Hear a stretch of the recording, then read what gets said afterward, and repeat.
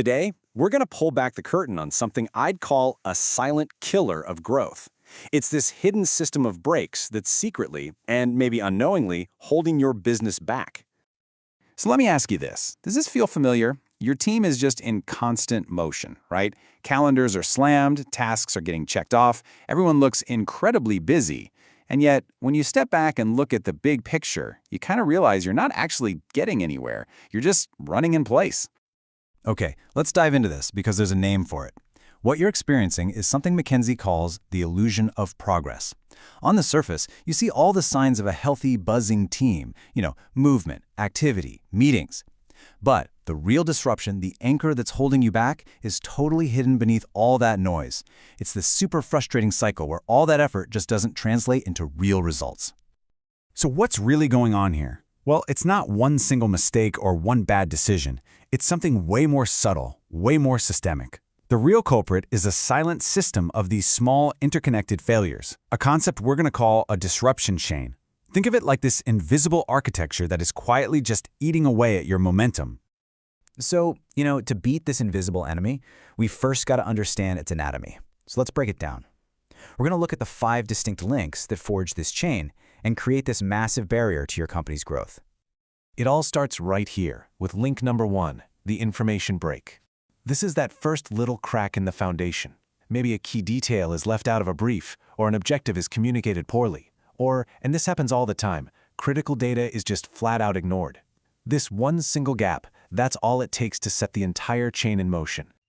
And next up, that information break leads directly to decision lag. It makes sense, right? Because the information is unclear, nobody wants to make the call, so the project stalls.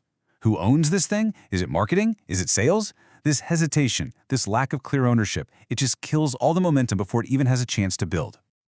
Okay, so even if a decision is finally made, the third link almost always appears, the follow-up gap.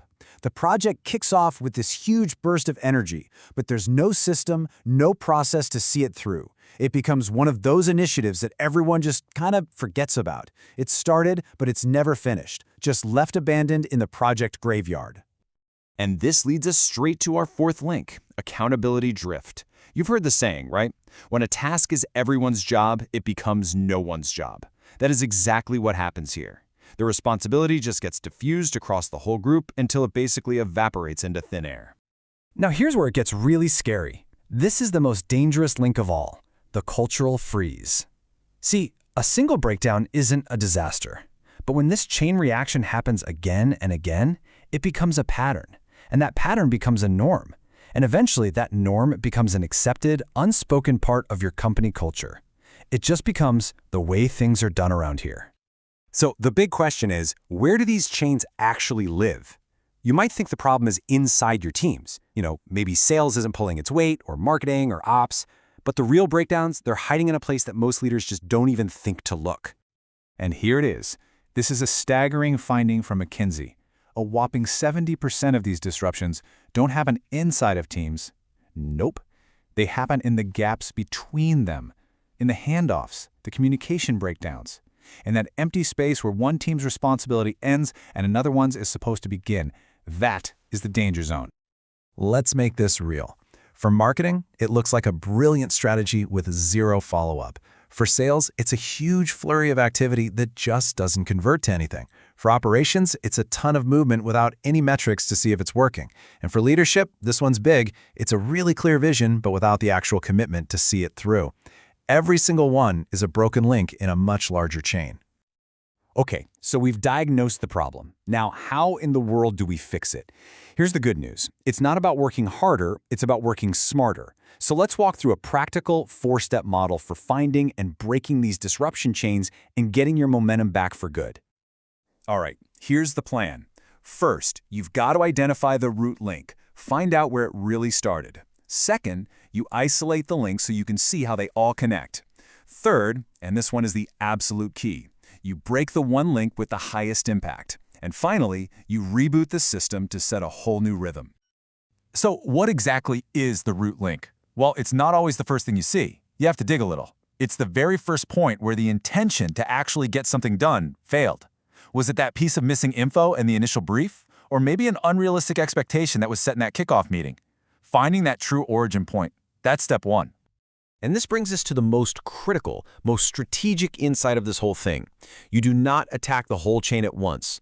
That's a waste of energy. You find the single impact link.